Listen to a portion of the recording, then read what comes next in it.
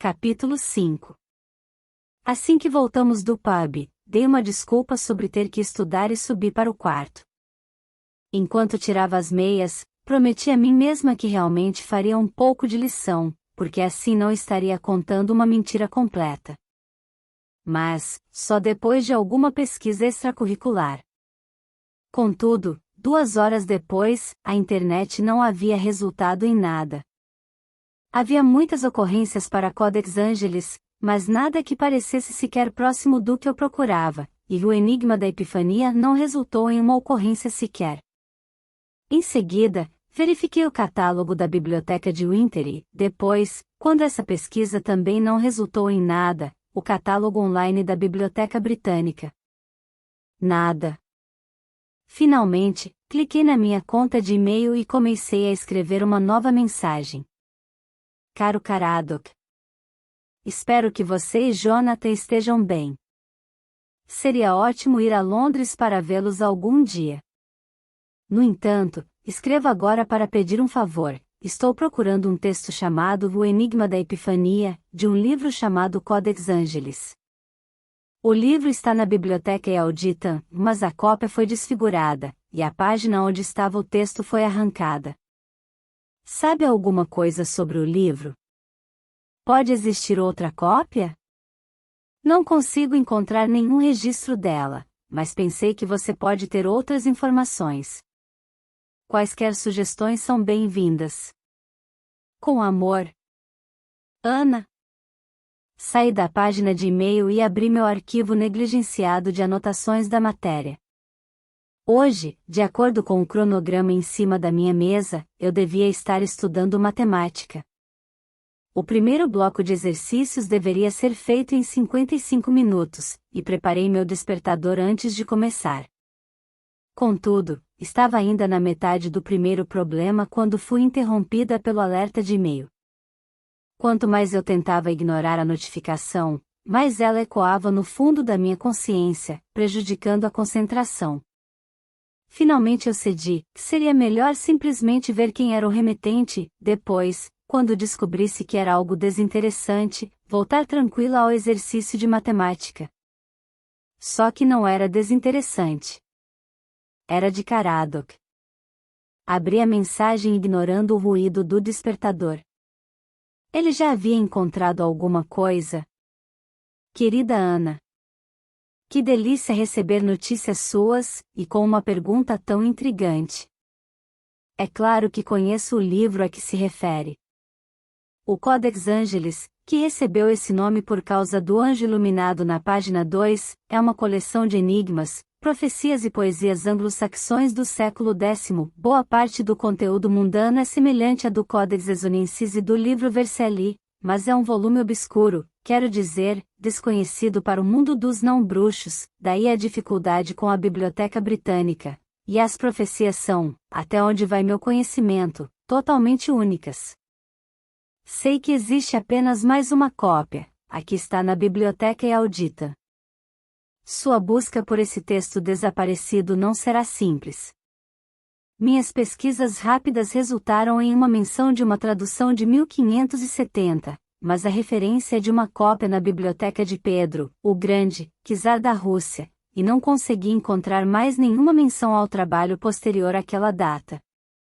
Porém, vou me informar e entro em contato com você assim que tiver notícias. Seu mais afetuoso amigo, Caradoc Truelove. De algum jeito, não parecia muito animador. Digitei um rápido obrigada, depois suspirei e voltei à matemática. O alarme apitou pela última vez, anunciando que eu havia cumprido a cota diária.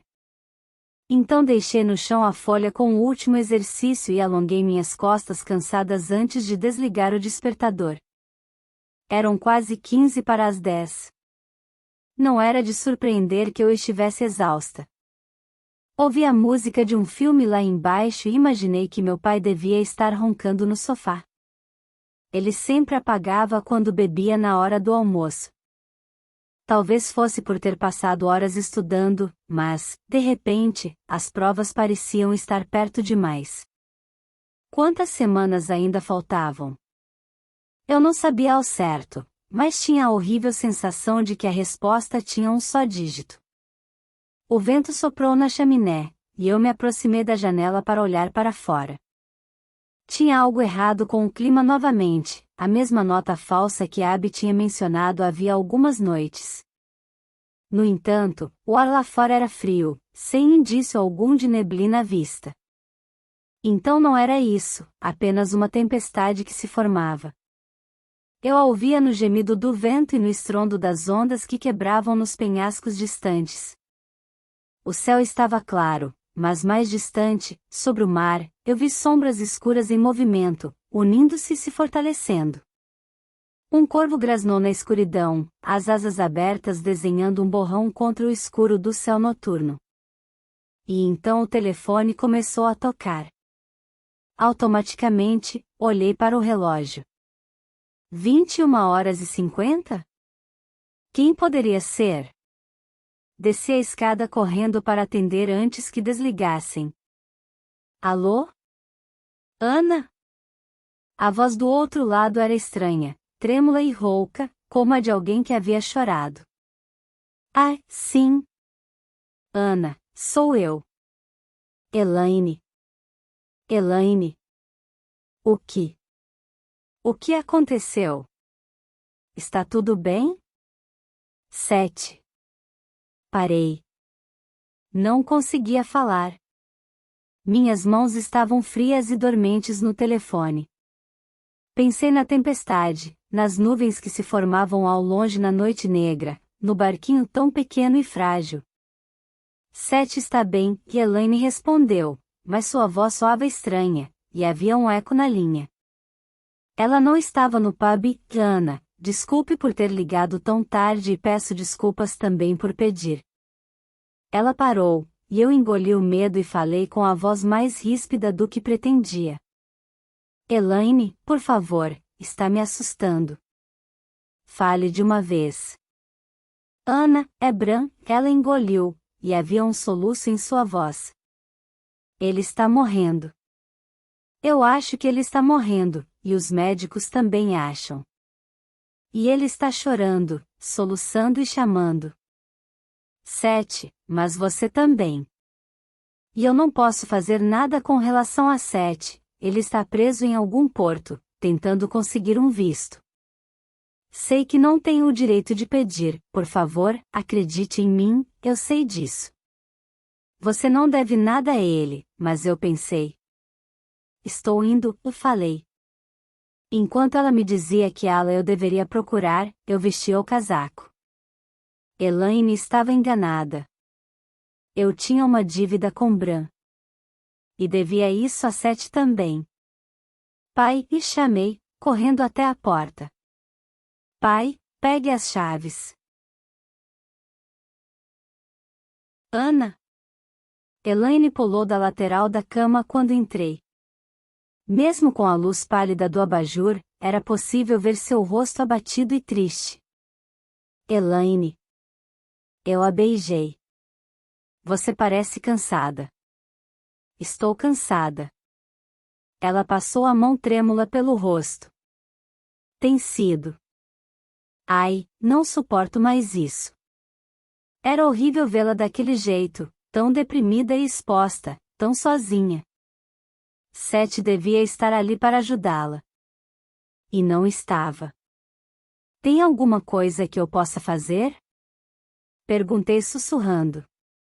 Bem, odeio pedir, mas pode ficar com ele por alguns minutos enquanto vou ao banheiro?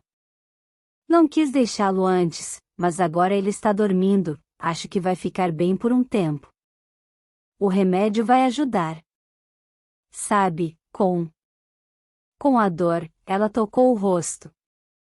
É claro, e engoli em seco.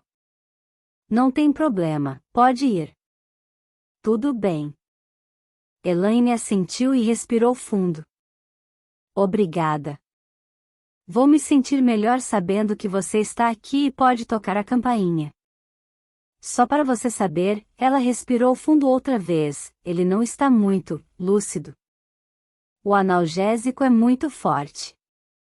Talvez não a reconheça se acordar, mas pode ser. Elaine parou. Eu sabia o que ela estava pensando. Pode ser melhor assim. Vai ficar tudo bem, e garanti. Se ele acordar, eu peço para uma enfermeira ir buscar você. Prometo. Obrigada, Ana. Ela sorriu para mim com tristeza e saiu com passos lentos e duros. Quando ela foi embora, olhei para Bran. Ele estava deitado embaixo dos lençóis, e seu corpo era magro e frágil como o de uma criança de 10 anos. Era impossível acreditar que esse era o mesmo homem que, há poucos meses, andava pela ilha que era seu reino, pescava nos rochedos, praguejava, xingava e impunha sua vontade a todos. Agora ele estava completamente imóvel, a pele flácida em torno dos ossos do rosto, as mãos magras inertes sobre o peito. Havia uma secreção nos cantos da boca e de cada olho. Enquanto observava, notei que ele estremecia e vi seus olhos se moverem depressa por trás das pálpebras finas. Então ele gemeu, um gemido baixo e cansado que fez meu coração ficar apertado. 7. Foi quase impossível decifrar a palavra, mas eu a ouvi. Era só um sussurro, o som de alguém lamentando a perda do filho. Oh, Bran! Não consegui me conter. As palavras simplesmente saíram, e eu segurei a mão desse homem velho e fraco e a pressionei contra o rosto. Hã? Ele suspirou e abriu os olhos. Soltei sua mão e me preparei para a reação dele, mas não aconteceu nada. Os olhos vidrados estudaram o quarto. Quem está aí? Elaine? Não, não, Bran. Eu me aproximei para ele não ter que se esforçar para me ver. Sou eu, Ana. Elaine disse que você perguntou por mim. Perguntei, sim, eu perguntei por meu neto. Você o conhece? Sua voz era lamentável. Conhece meu neto Seth? Sim. Minha garganta doía. Sim, eu o conheço. Ele é um bom menino, o Bran falou com um suspiro cansado, e a sombra de um sorriso distendeu seus lábios secos. Os pecados dos pais, mas ele é um bom menino. E quem é você? Eu sou Ana. Não, não é. Ele levantou a cabeça do travesseiro e tremeu com esforço, e por um momento seus olhos se tornaram tão penetrantes quanto antes, o cinza projetando um fogo impossível. Eu conheço você, conheço você. Sou Ana, e repeti. Ana Winterson. Eu namorava com Seth. Fiz mal a você. De repente a mão agarrou a minha. Não fiz. Quando a mandei embora. E você se vingou de mim, amaldiçoou-me. Não sei do que está falando, respondi, desconfortável. Ele apertava minha mão com força, suas unhas machucavam minha pele. Pobre desgraçada, Deus sabe que sua carga já era suficientemente pesada, e eu devia ter ajudado você e sua filha, mas sua maldição tirou tudo de mim, tudo. Minha vida, meu sustento. Quando me aleijou, sabia o que estava fazendo? Sei que eu merecia, agora eu sei disso. Seu hálito fétido encontrava meu rosto. Mas não faça meu neto pagar por meu erro. Não passe a maldição para ele, eu suplico. Lágrimas repentinas escorriam de seus olhos, desciam pelas linhas fundas do rosto. Estou implorando. Bran, não sei do que está falando. Diga que não vai, e ele chorava. Não prejudique meu neto. E de minha parte, bom Deus no céu, eu peço desculpas, arrependo-me todos os dias desde então, amaldiçoo a noite em que cuspi a seus pés e a mandei embora, mas não faça mal a meu Seth. Não farei, e respondi, perplexa, mas desesperada para confortá-lo. Prometo que não farei. Eu o amo. Amo Seth. Nunca o prejudicaria. Hã? Ele piscou confuso, depois suspirou. Ah, sim. e afagou minha mão antes de apoiar a cabeça novamente no travesseiro. Criança, sinto muito. Sente? Sim, lamento não poder desfazer o mal que fiz à sua mãe, eu sei que fiz, mas isso ficou no passado, anos atrás. Minha mãe? Descobri que estava em pé e respirava depressa. Bran, quem você pensa que eu sou? Quem é você? Seus olhos se moveram para um lado e para o outro, depois ele franziu o senho. Sim, quem é você? Onde está minha filha? Foi tomar um café, mas, Bran, eu estava quase chorando.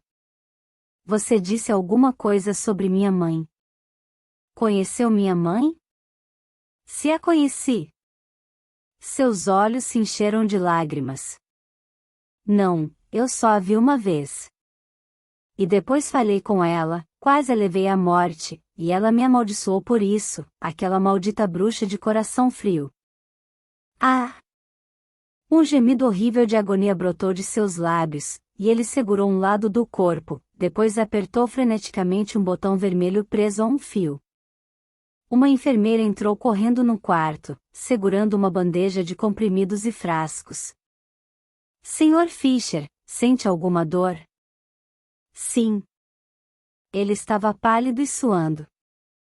Senti uma dor forte agora. Quer um pouco mais de morfina?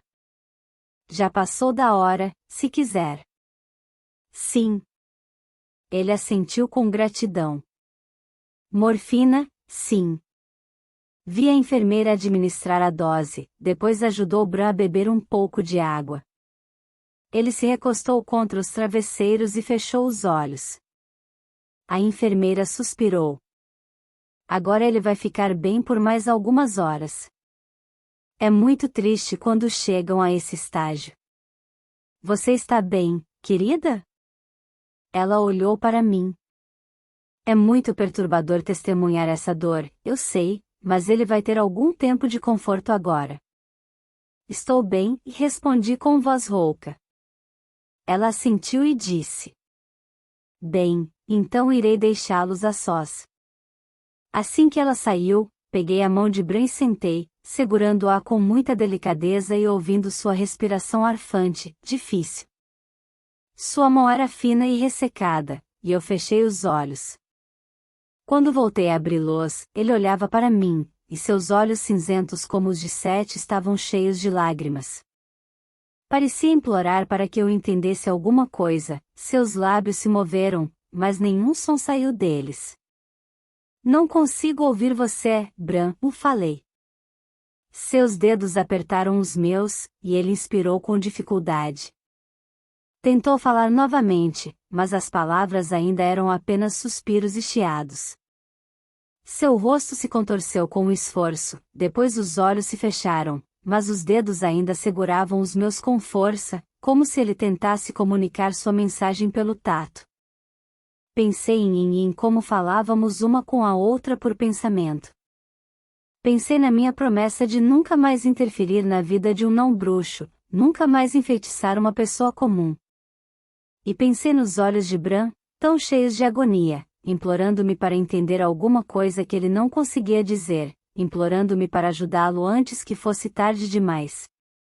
Respirei fundo, fechei os olhos e toquei sua têmpora com a ponta dos dedos. E esperei. Aquilo me atingiu como o tranco de uma onda, o cheiro das docas, o uivo do vento e a mulher parada na frente de Bran, os cabelos negros atingidos pela ventania, o rosto branco na escuridão, o casaco cobrindo o ventre inchado. Como assim, não? A voz dela tremeu. Eu disse não. A voz de Bran, mas não a de agora. Sua voz como devia ter sido há 20 anos, forte, segura, mais alta que o barulho das ondas e do vento. Mas eu vim até aqui, você não entende. Vai nos condenar à morte, eu e o bebê. A profecia diz que você a salvaria, que daria a vida por ela. Não vou dar nada por ela, nem por você, nem por ninguém da sua raça. Entendeu? Você e sua conversa sobre profecias, o que sabe? minha vontade pertence a mim. O rosto dela se retorceu. A mulher deu um passo à frente, aproximou-se dele. Li a profecia 100 vezes, ela não pode estar errada. Um homem do mar, a linhagem do Fisher King. É você, tem que ser você.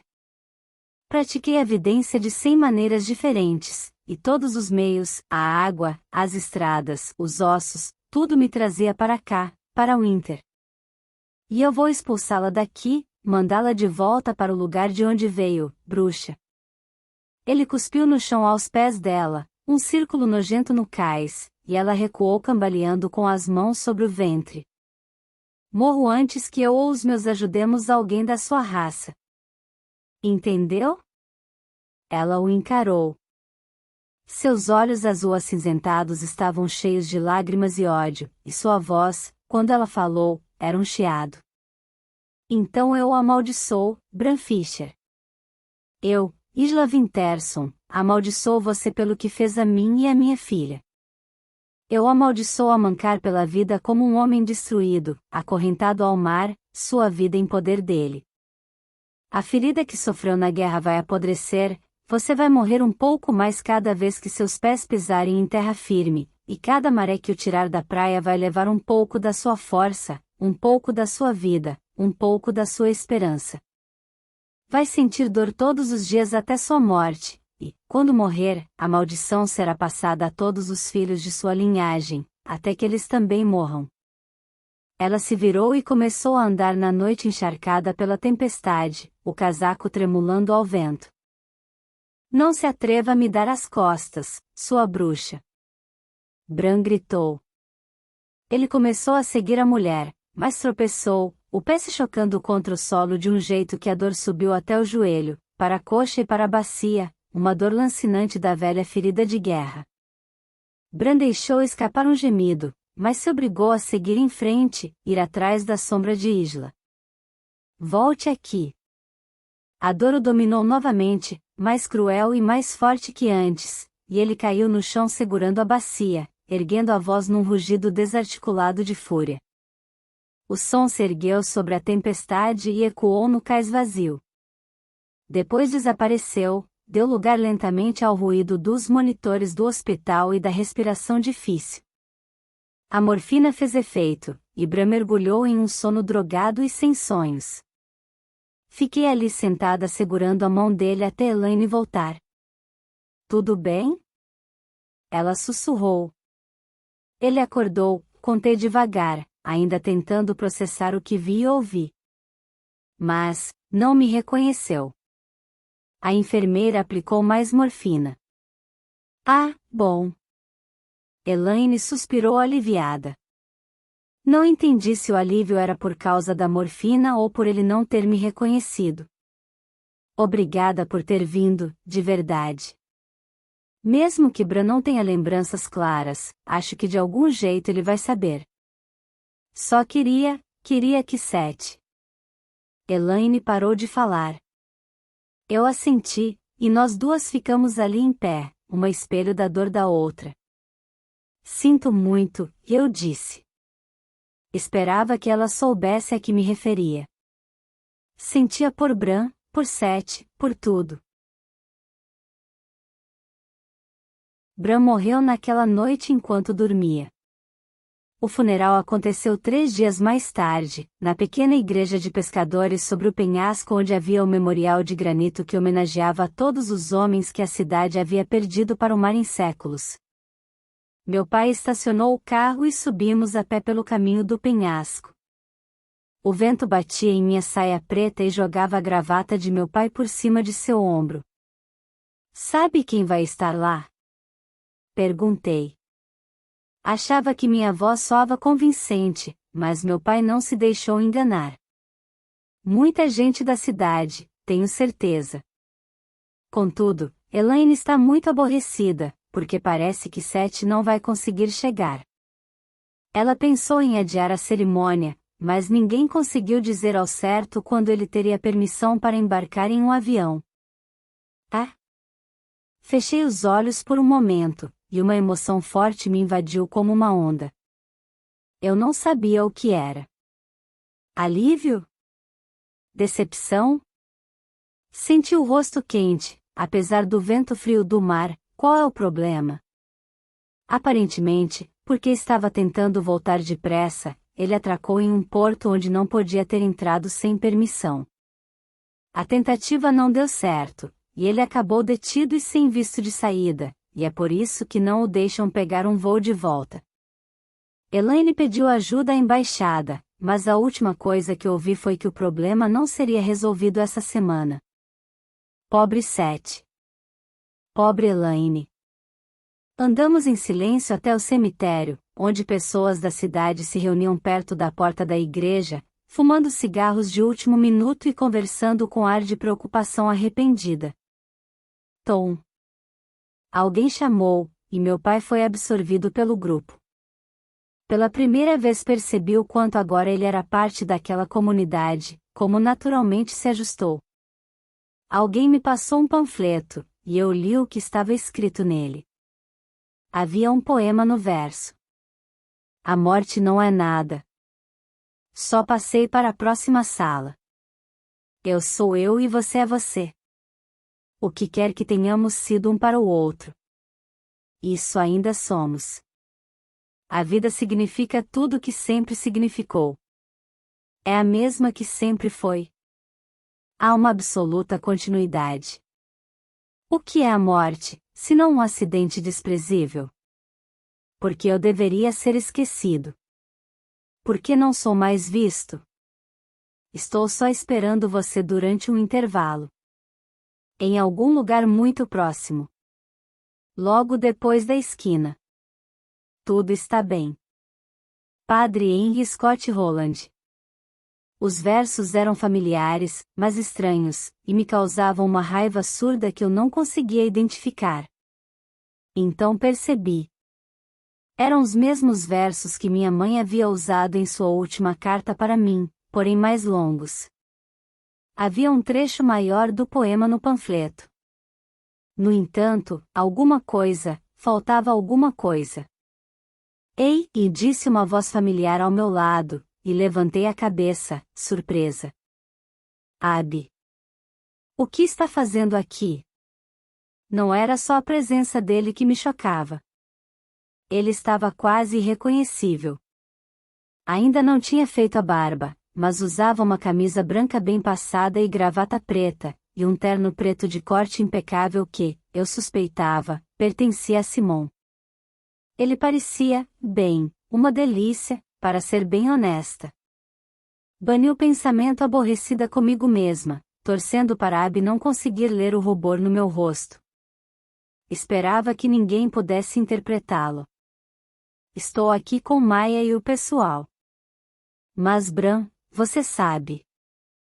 Ele me odeia, quero dizer, odiava, a palavra bruxa pairava no ar como um palavrão impronunciável. Abby deu de ombros. Mesmo assim, ele merece nosso respeito. Era um homem forte. E ele salvou a vida de Imaline, não esqueça. Maya surgiu ao lado de Abby, com Imaline atrás dela. Bran Fischer era um bom homem. Independentemente do que pensava de nós, eu o admirava e devo muito a ele. Bem, fico feliz por estarem aqui. Segurei o braço de Imaline e entramos juntas na igreja. Maya, Abby, Simon e Siena estavam logo atrás de nós. Meu pai ainda conversava com os amigos na varanda, e eu toquei seu braço quando passei por ele, informando que estaria sentada com Imaline. Ele assentiu. Lá dentro, a igreja era muito fria e eu não consegui evitar um arrepio quando seguimos pelo corredor central, procurando um lugar vazio para nos sentarmos. Frio? Abby me perguntou, enquanto Maya seguia na frente do grupo ocupando um banco vazio. Tudo bem, e respondi, mas estraguei a declaração estremecendo novamente ao me sentar entre Abby e Imaline. Abby tirou o paletó e o colocou sobre meus ombros. Tudo bem, e repeti, impaciente. Havia algo de insuportavelmente íntimo no gesto, com o paletó ainda quente de seu corpo e suavemente perfumado por sua loção. Como queira, Rabi falou com tom casual. Fique com o paletó, ou tire, se quiser. Pode tirar tudo, não me importo. SHH, Omael censurou severa, e eu vi o padre se dirigir ao púlpito. Achei que era mais fácil ceder e ficar com a porcaria do paletó. Amigos e paroquianos, e ele começou. Quero dar as boas-vindas a todos, aqui estamos para celebrar a vida de nosso amigo Bram Fischer, muito conhecido por todos nós na cidade de Winter. A cerimônia não foi longa. Elaine falou rapidamente sobre a vida de Bram. O serviço na Marinha durante a Segunda Guerra Mundial, quando ele sofreu ferimento. O tempo que passou com os barcos de pesca entre os anos 1950 e 1960. A aposentadoria parcial como guardião do farol em Castle Speed e depois, quando o farol foi automatizado, a aposentadoria de fato, a vida mantida por uma pensão de veterano de guerra em um chalé que foi cedido a ele até o fim da vida como fundo de pensão do farol. Então cantamos For those Imperial on the Sea e o ministro se levantou, e eu deduzi que era hora de encerrar a cerimônia. Mas não. E agora, para a última leitura antes de nos dirigirmos todos ao local do sepultamento, gostaria de convidar o velho amigo de Bram, Reginald Markham, para ler um trecho do Salmo 107, também conhecido como Salmo do Marinheiro. Um homem muito velho se levantou do primeiro banco e subiu lentamente os degraus do púlpito. Depois ele ergueu a cabeça e começou a falar, a voz velha e entrecortada alcançando o fundo da igreja silenciosa. Fizeram-se ao mar em navios, para negócios na imensidão das águas, e viram as obras do Senhor, as suas maravilhas nas profundezas. Deus falou e provocou um vendaval que levantava as ondas. Subiam aos céus e desciam aos abismos, diante de tal perigo, perderam a coragem. Cambaleavam, tontos como bêbados, e toda a sua habilidade foi inútil. Na sua aflição, clamaram ao Senhor, e ele os tirou da tribulação em que se encontravam. Reduziu a tempestade à brisa e serenou as ondas. As ondas sossegaram, eles se alegraram, e Deus os guiou ao porto almejado. Ele parou e abaixou a cabeça por um momento, esfregando os olhos por trás dos óculos. Meus amigos, podemos nos alegrar porque Bram Fischer chegou ao seu paraíso. E de repente eu estava chorando. Não era a única, mas me sentia a mais hipócrita. Eu odiava Bram. Odiava e havia me enfurecido com ele em uma disputa pelo amor de Seth. E nós dois perdemos, mas Bram também perdeu a vida. Morreu sem nem sequer dizer adeus ao neto. As últimas palavras entre eles foram cheias de amargura e ódio, por minha causa. Descobri que estava soluçando e me levantei, cega pelas lágrimas, enquanto os amigos mais próximos se acercavam para carregar o caixão. Abby passou um braço em torno dos meus ombros, e por um instante eu sacudi a cabeça, resisti à oferta de conforto. Tentei me afastar, mas ele me puxou para mais perto e eu me senti melhor por ter um ombro embaixo do rosto. Então, através das lágrimas, vi as pessoas apoiarem o caixão sobre os ombros e endireitei as costas, ainda com o braço de Abby me amparando, e olhei para o corredor com a intenção de prestar a Bram o devido respeito em sua última jornada. O caixão progredia devagar, ainda mais lentamente que de costume. Quando limpei as lágrimas, vi que uma das pessoas que o carregavam se movia de um modo desajeitado, arrastando uma perna, e os outros se adaptavam ao doloroso caminhar. No entanto, só quando passaram por mim eu pude ver seu rosto. Era Seth. Ele se virou, nossos olhos se encontraram, e vi a fúria arder em seu olhar. De repente vi a cena como devia parecer para ele, o paletó de Abby me agasalhando, o braço dele me amparando. Como se... Seth, balbuciei, apesar da garganta dolorida pelas lágrimas. Empurrei o braço de Abby e estendi a mão entre Emmeline e Siena. Seth. Por um minuto, vi seu rosto queimar com uma emoção tão forte que era impossível identificá-la. O rosto branco, os olhos ardentes, podiam significar qualquer coisa, desde ódio até um amor amargurado, doído. Contudo, ele desviou o olhar e continuou seu progresso doloroso pelo corredor da igreja, em direção à cova aberta no cemitério. Eu deveria estar olhando para o padre, ou para o caixão, ou para Elaine, que jogava o primeiro punhado de terra no túmulo, mas não conseguia desviar os olhos de Seth. Ele estava na minha frente, do outro lado da sepultura, a poucos metros de distância, e as lágrimas lavavam seu rosto. Não havia nenhum outro sinal de que ele chorava, nenhum som, e a expressão quase não mudará, ainda guardava a mesma inércia vazia. Só os olhos continuavam transbordando, traindo sua dor. Cada parte de mim queria transpor a distância e confortá-lo, mas, é claro, eu não podia. Não podia, porque ninguém poderia aplacar uma dor como aquela. E também porque não tinha mais esse direito. Finalmente a cerimônia chegou ao fim, o coveiro começou a fechar a sepultura e as pessoas foram se dispersando. Fiquei ali parada por um longo instante, ignorando a discussão entre Emmaline e Maya atrás de mim sobre sair para comer peixe com batatas ou cozinhar. Eu me sentia dividida entre a necessidade de falar com Seth e a certeza de que essa seria uma decisão estúpida. Ele começou a se afastar. Tudo em mim gritava para eu ir atrás dele, mas eu me continha com esforço. Até que, logo além do todo que protegia a área do sepultamento, ele se virou e, por um segundo, olhou para mim. Seth. Foi como se um feitiço se quebrasse, e eu comecei a andar, depois correr para ele. Seth, espera. Ele acelerou o passo, mas, mancando como estava, não tinha chance de escapar, e eu o alcancei na metade da descida do penhasco. Seth. Estendi a mão, e ele se virou de repente. O que é? A hostilidade em sua voz foi como uma bofetada, e eu me encolhi. De onde vinha tanta raiva? Nossa separação havia sido brutal, mas foi Seth quem optou pelo rompimento. Segui-lo havia sido um grande engano. Eu me virei. Ele fez um barulho baixo, amargo, como se bufasse de desgosto, e virei novamente. O que significa isso?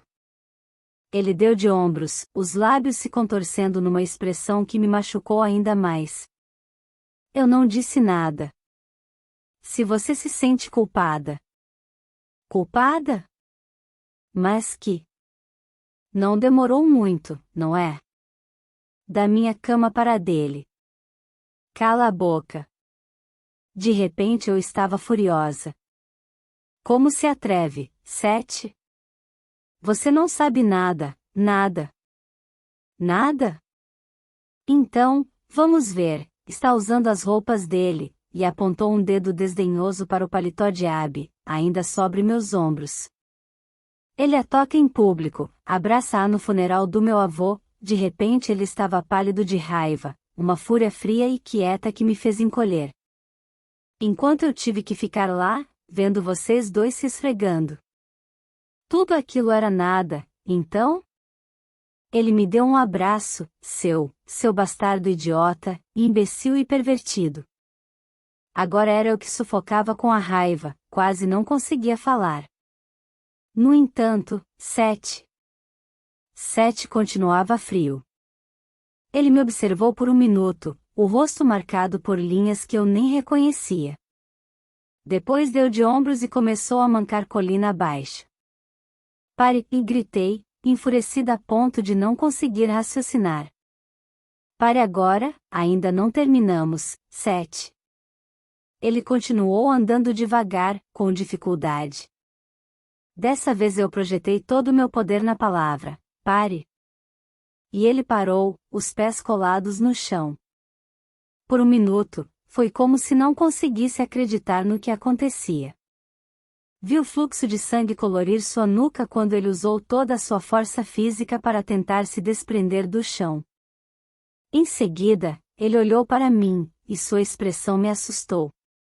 Havia em seus olhos alguma coisa que se aproximava do ódio. Deixe-me ir, e ele pronunciou as palavras devagar, como se dissesse o pior de todos os palavrões. Ou vai se arrepender, bruxa. Desculpa. Cobri a boca horrorizada e removi o feitiço, mas foi tudo tão rápido que ele caiu no chão, ralando mãos e joelhos nas pedras. Ai, meu Deus, desculpa, por favor, eu vou. Toquei seu ombro tentando ajudá-lo a ficar em pé, mas Seth empurrou meu braço com tanta violência que bati a mão em minha própria boca, cortando o lábio sobre a antiga cicatriz deixada pela bofetada de Caroline há muito tempo. Gritei de dor e de repente senti o sangue na boca. As mãos de Seth estavam em seu rosto. Sua calma fria e cruel se desfez e ele começou a chorar, soluços doloridos que pareciam rasgá-lo por dentro. Ana! Seth falou com a voz sufocada, e no instante seguinte estávamos nos braços um do outro, meus pés fora do chão, seu rosto apertando o meu com tanta força que doía. Havia sangue em meu lábio, na minha boca, no colarinho dele, manchando com estampas escarlates no ombro e no peito branco imaculado da camisa. Ana, ele soluçou de novo, e eu também chorava. Não sei o que os outros pensaram. Ninguém nos incomodou, embora tenhamos ficado ali por, nem sei quanto tempo. Eles saíram pelo outro portão e Seth e eu ficamos, abraçados como sobreviventes agarrados a um destroço do navio, enquanto o sino da igreja badalava o número de anos da longa vida de Bran e o coração de Seth batia sob meu rosto.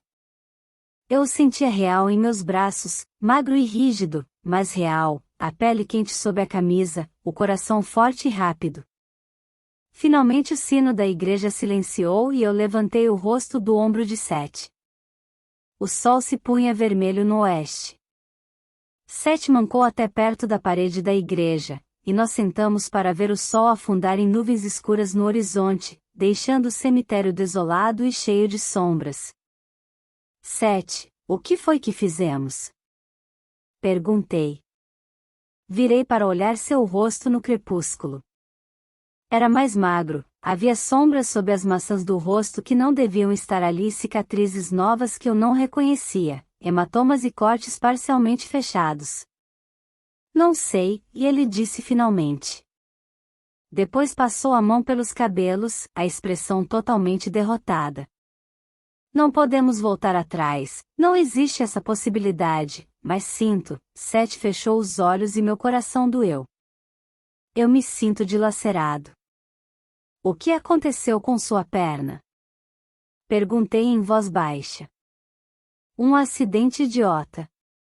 Escorreguei durante uma tempestade há algumas semanas. Bati com o quadril e a perna em uma divisória do barco. Pensei que fosse só uma pancada mais forte, e parecia estar melhorando, mas, bem, nos últimos dias ficou pior. Vai ao médico enquanto estiver aqui? Tenho que ir, mas não sei o que vão dizer. Provavelmente, a ordem será para descansar e não fazer nenhum esforço. E não tenho essa opção. Por que não? Porque fui contratado para levar um barco a Helsinki em uma data determinada, e se não aparecer no prazo combinado, perderei metade do pagamento. Já estou atrasado. Entrei em um porto desconhecido sem visto ou documentação para atracar e depois disso deixei o barco. Nada disso fazia parte do plano. E o barco não é meu, tenho que voltar para pegá-lo, pagar as taxas, tentar recuperar o tempo perdido. Ele suspirou e esfregou o rosto com um gesto cansado. Lamento ter sido tão cretino com você. Estou cansado e com dor. O voo foi horrível, 8 horas espremido em um assento da classe econômica. No fim, quase nem conseguia andar. 7, não consegui me conter. Tentei segurar sua mão, mas ele a afastou. Não. Mordi o lábio e o vi levantar apoiando o peso do corpo na perna boa. Adeus, Seth falou com tom definitivo. Não, espere, pedi, mas ele deu as costas e, sem pensar, disparei: pare!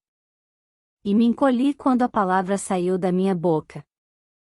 Queria poder recuar, desfazer a lembrança do que eu havia feito, mas ele parou, e dessa vez foi por vontade própria. Ficou parado de costas para mim, sem se mover, a silhueta longa e esguia recortada contra o céu do crepúsculo. Não vá, ainda não. Você? Podemos voltar juntos para a cidade? Você vai para o outro lado.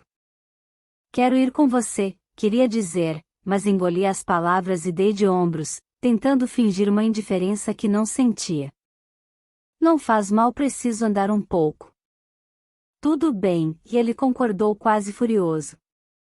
Mas vai ser muito lento. Estou mancando muito. Não me culpe se chegar tarde em casa. Descemos a encosta em silêncio, lado a lado. Meu braço às vezes tocava o dele quando árvores e arbustos estreitavam o caminho, ou quando um de nós tropeçava em alguma coisa na escuridão. Uma vez os dedos dele roçaram nos meus, e eu tive que lutar contra a tentação de segurar sua mão. Então, quando saímos do bosque no alto do penhasco, ele falou inesperadamente, o rosto voltado para trás, para o cemitério. Meu pai também está enterrado lá, mas perto do muro do outro lado. Seu funeral foi diferente. Era inverno, chovia muito. Lembro que fiquei satisfeito porque a chuva lavava meu rosto, e nenhum dos meus amigos podia ver que eu estava chorando. Um nó fechou minha garganta e não consegui falar. Meu pai, meu avô, ele disse. Eu não sabia se ele falava comigo, ou consigo mesmo. Coitada da minha mãe. Não tem mais ninguém para perder agora. Só eu. 7, não. Não pude me conter. Segurei sua mão e ele parou, o rosto pálido de tristeza. Não fale assim. Assim como? Como, mas não consegui terminar. Como se ele fosse o próximo, era isso que eu pensava, mas não podia dizer. Minha boca tinha gosto de sangue e do sal das lágrimas. Seus dedos envolveram os meus e, por um momento, ficamos ali parados. Seth fechou os olhos e eu vi as marcas deixadas pelas lágrimas em seu rosto. Em seguida ele se virou, ainda segurando minha mão, e percorremos lentamente as poucas centenas de metros até a doca, onde os barcos balançavam e as cordas entoavam seu estranho canto. Paramos no pier. Você tem que ir, Seth falou. Está ficando tarde. Seu pai vai ficar preocupado. Assenti e respirei fundo. Adeus. Lamento por sua camisa. Ele olhou para baixo, para as manchas de sangue e lágrimas espalhadas pelo peito e pelos ombros. Tudo bem, já aconteceu coisa pior. Lamento pelo seu lábio. Já aconteceu coisa pior, devolvi e forcei uma risada trêmula. 7, você? Tentei engolir o nó na garganta. Acha que algum dia vamos parar de nos machucar? Ele virou o rosto, olhou além dos barcos e do porto, para o mar e para a interminável, indecifrável escuridão. Eu não conseguia ver seu rosto, mas ouvi quando engoliu em seco e notei o tom dissonante de sua voz quando falou. Não. Acho que nunca. Devíamos ter ouvido Bran. Algumas coisas são simplesmente impossíveis. Seus dedos seguraram os meus com mais força por um momento. Sua mão era fria, a pele, áspera, ressecada e machucada. Em seguida ele me soltou e se virou para ir embora.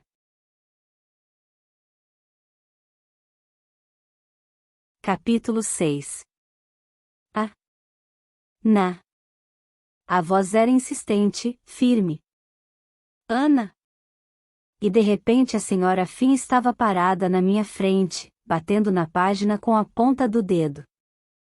Ana Winterson, pelo amor de Deus. Pedi 3 vezes para você ler o próximo trecho. O que está acontecendo com você? Desculpe-me. Saí do estupor em que me encontrava. Não tenho me sentido. Ela se abaixou, pousou a mão sobre a minha e seu rosto estava mais suave. Ana, está tudo bem? E abaixou a voz. Sei que o semestre não tem sido fácil para você, mas... Estou bem, e irritei-me. A última coisa que eu queria era a piedade da senhora Finn. As pessoas já se preocuparam comigo o suficiente na primeira vez que Seth foi embora. Ela levantou as mãos e recuou um passo. Muito bem.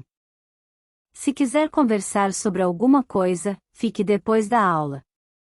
Por ora, leia o próximo trecho, por favor.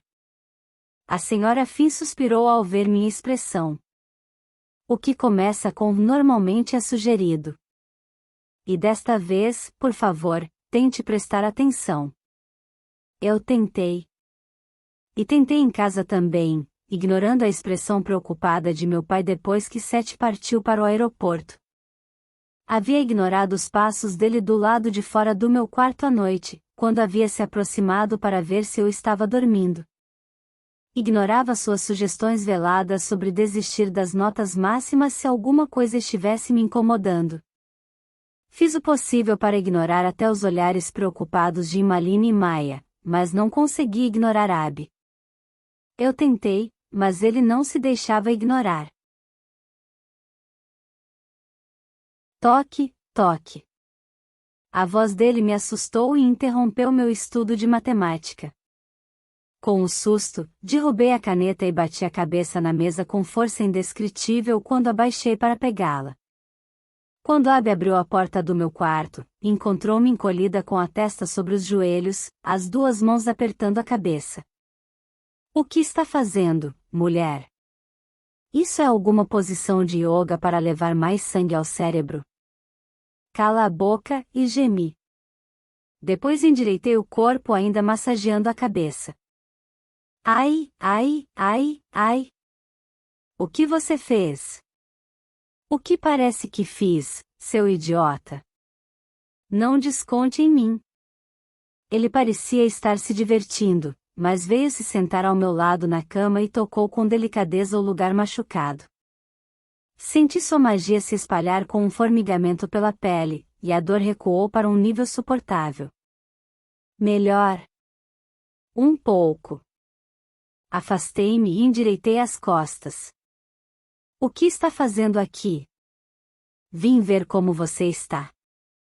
Ele me encarou como se tentasse decidir que caminho seguir, depois falou sem rodeios, Imaline está preocupada com você. Por quê? O que ela tem a ver com isso? Ainda estava irritada por causa da dor na cabeça. Que coisa mais delicada para dizer sobre uma amiga. Abby fingiu que estava chocado, mas eu sabia que não estava. E você sabe por quê? Porque você está tendo um colapso, mas se recusa a admitir. Não, eu protestei, teimosa. Estou resistindo bem. É mesmo? Que nota tirou no último trabalho de matemática? Essa era fácil. Eu havia entregado o trabalho antes do Natal. Falei, convencida. Obrigada por perguntar. E no último trabalho de prática, como se saiu? Minha expressão murchou. Imaline havia besbilhotado minha vida. Cala a boca. Quanto tirou? Eu vou recuperar. Quantas horas dormiu na noite passada?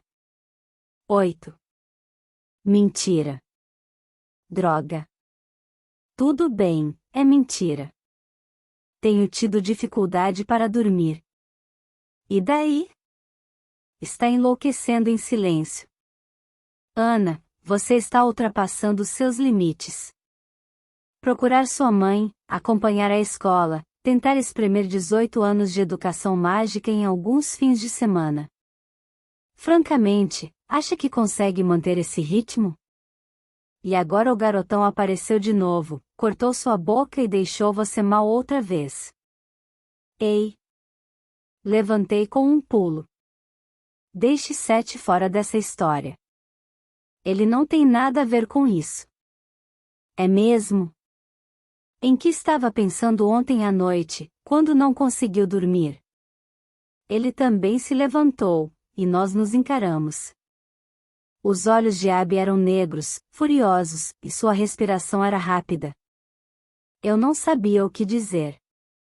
Ele estava certo, sim, com certeza tinha razão, mas... Não é o que está pensando, falei finalmente. O que eu estou pensando? O que realmente estou pensando? 7. O verdadeiro motivo da minha preocupação. Sim. Eu me sentia doente. Mal havia começado a processar o que aconteceu com Bran, mas talvez Abby pudesse ajudar. Ai, Abby, falei, e de repente era um alívio desabafar, as palavras saíram atropeladas, tenho estado muito preocupada. A perna de Seth. Tenho um pressentimento horrível. Acho que tem a ver com minha mãe. Ela amaldiçoou Bran, condenou-o a mancar. E acho que a maldição. Com a morte de Bran, a maldição passou para Seth. Parei e olhei nos olhos de Abby, que estava muito sério. Isso é possível? Sim, e ele confirmou devagar. Depois sentou na minha cama novamente e mordeu o lábio. É possível, mas de onde tirou essa ideia? Contei sobre Bran e o que ele me mostrou. Falei sobre a perna de Seth, sobre sua dor e amargura tão parecidas com as de Bran. E como os dois incidentes haviam se fundido lentamente em minha mente em uma certeza fria, dura. Ela pensou que Bran poderia protegê-la, não sei por quê. Contudo, tinha um grande conhecimento sobre profecias, era o tema de sua dissertação. Acho que ela encontrou alguma coisa que a fez pensar que Bran ajudaria e, assim, quando os Ealditas seguiam seu rastro, ela foi procurá-lo. No entanto, estava enganada, ele não a ajudou. Ele a mandou embora. Então ela amaldiçoou Bran, e os descendentes dele, Abby concluiu. Eu assenti. Você disse que Seth me deixou mal. É verdade, deixou, mas tudo aconteceu por minha culpa. Eu comecei isso e, embora esteja magoada, vou ficar bem. Vou superar. Contudo, também prejudiquei Seth, e acho que ele não vai ficar bem. Pensei em Bran amargo e deformado, preso àquela ilha. Ele previu que a mudança para Winter o mataria, que não conseguiria viver tão longe do mar. E estava certo. Se a maldição passou para Seth, falei devagar, como vou desfazê-la? Depende, respondeu Abby. Se a bruxa que lançou a maldição ainda estiver viva, ele olhou para mim, os olhos negros muito diretos. Está. No dia seguinte, andei até a escola me sentindo mais cansada que nunca depois de mais uma noite sem dormir, revendo todas as coisas em minha cabeça. Conversar com Abby devia ter feito eu me sentir melhor, mas não fez. No entanto, tomei 3 xícaras grandes de café e estava determinada a manter o controle hoje. Havia feito minha lição de casa de inglês, estava preparada para a prova de estudos clássicos. Bem, mais ou menos. E faltavam só algumas semanas até o fim do semestre. Depois disso viriam os feriados de Páscoa, e então entraríamos em recesso para estudar até as datas dos exames. Eu podia me segurar por 2 semanas. Não podia? Mal havia saído do bosque quando meu celular apitou. Você tem uma nova mensagem de voz, anunciava a notificação. Digitei o número da caixa postal e ouvi o recado enquanto caminhava. Alô? A voz soava ao mesmo tempo áspera e suave como chocolate. Era Caradoc, e ele ainda não sabia identificar o ruído da caixa postal. Alô? É a senhorita Winterson? O quê? Pela mudança no tom, a última pergunta foi feita a alguém que devia estar atrás dele. Depois um suspiro. Ah, uma gravação. Muito bem. Um recado para Anna Winterson. Ele falava com muita clareza, como se fizesse um ditado para alguém com dificuldade auditiva. Karadok Truelove falando. Encontrei o texto sobre o qual estávamos discutindo, mas não quero dar detalhes por telefone. Não queremos que essa tradução siga o mesmo caminho do original.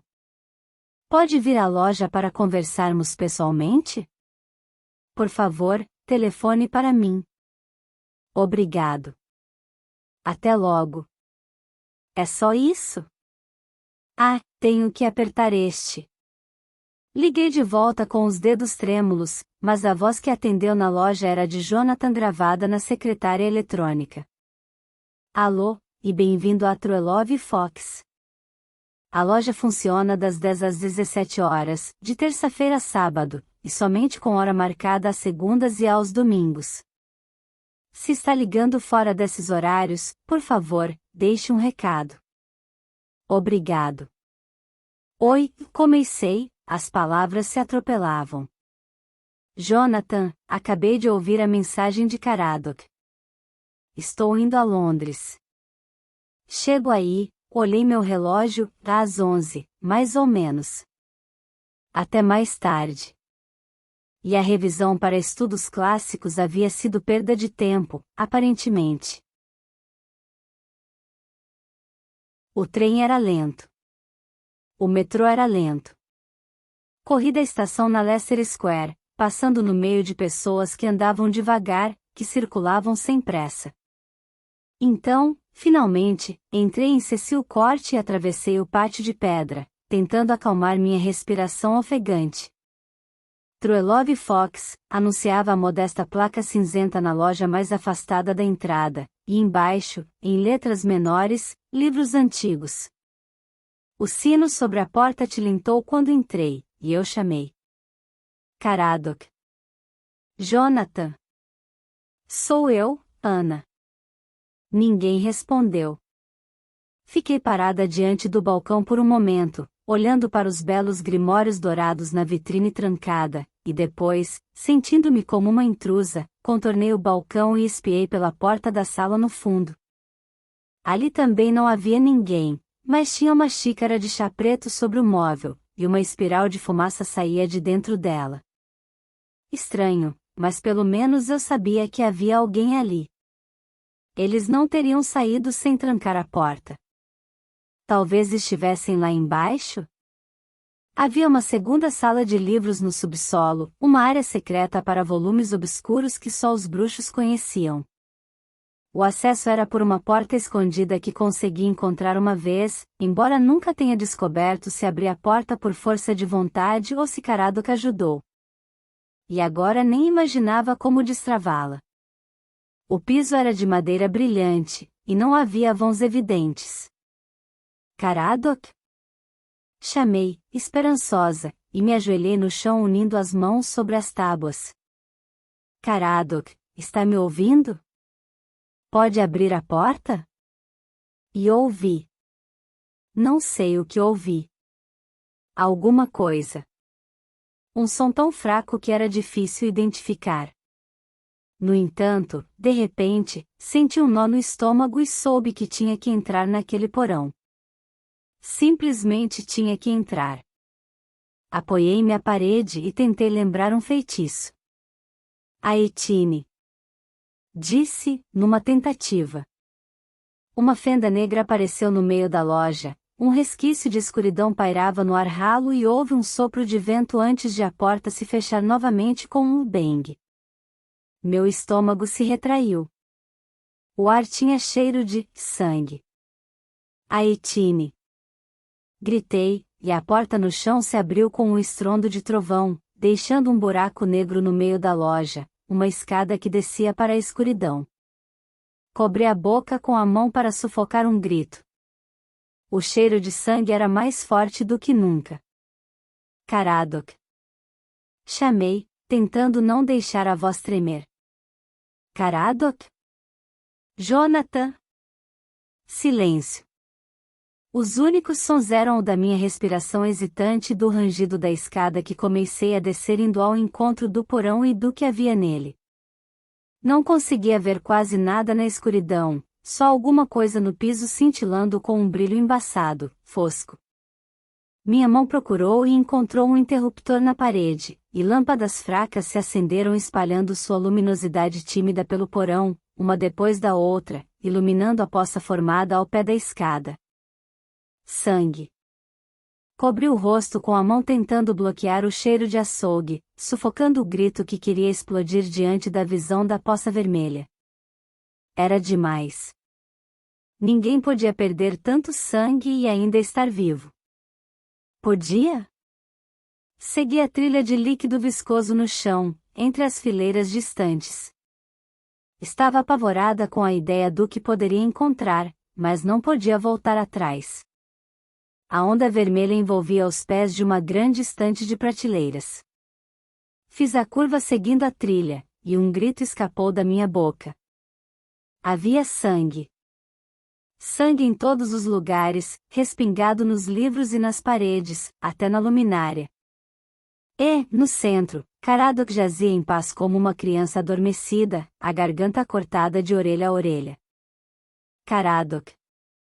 Caí de joelhos na poça vermelha e pegajosa e, incapaz de me conter, mesmo sabendo algumas coisas sobre perícia na cena de um crime, toquei seu rosto.